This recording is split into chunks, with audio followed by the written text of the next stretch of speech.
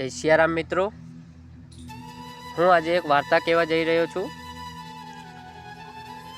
એ વાર્તા એ રીતની છે કે જે લોકો પ્રયાસ તો કરે છે પણ તેમને સફળતા મળતી નથી, તો આ સફળતા મળતી નથી એની પાછળનું કારણ શું છે એ રીતની હું એક વાર્તા કહેવા જઈ રહ્યો છું।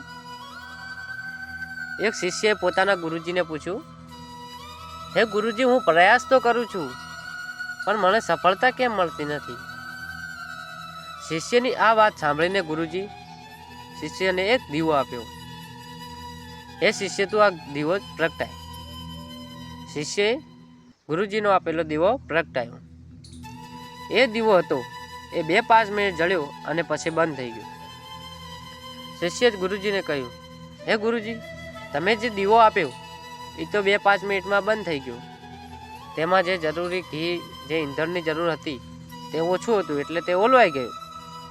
ગુરુજી કહ્યું, શિષ્ય, એ રીતે જ આપણે પણ કોઈ બી કામનો પ્રયાસ કરીએ છીએ, કોઈ બી કામ ચાલુ કરીએ તો એના માટે જરૂરી ઈંધણ એટલે કે આપણો મહેનત, સતત પરિશ્રમ જોઈએ, તો જ આપણને સફળતા મળે છે। અને આપણને કોઈ બી પ્રયાસ કરવા છતાં પણ આપણને સફળતા મળતી નથી, એનું કારણ એ જ છે કે આપણે તેમાં સતત પ્રયાસ નથી કરતા, તેમાં સતત મહેનત કરતું રહેવું જોઈએ, તો જ આપણને સફળતા મળે છે અંદર કોઈ બી કામમાં।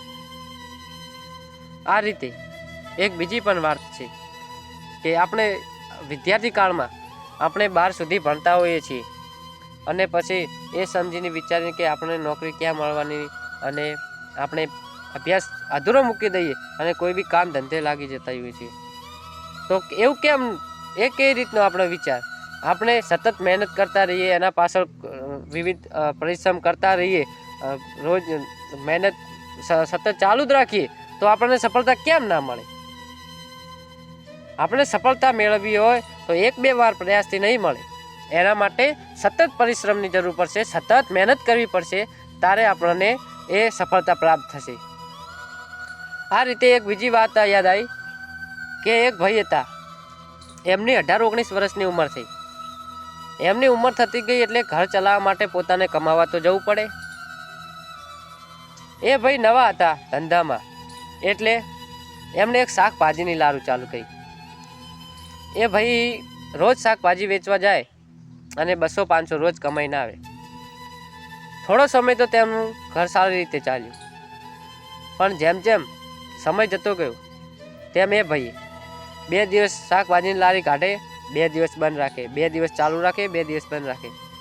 આ રીતે તેમનો ધંધો મંદો થઈ ગયો અને તેમને જે પ્રોફિટ થતું તે કમ થવા લાગ્યું।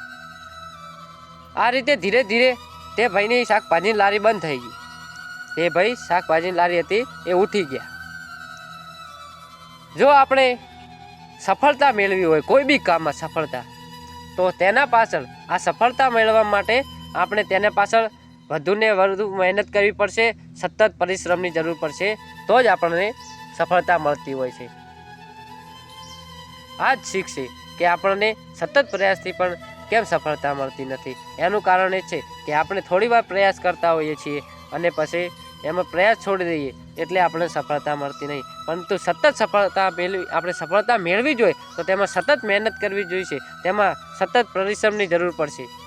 અસ્તુ।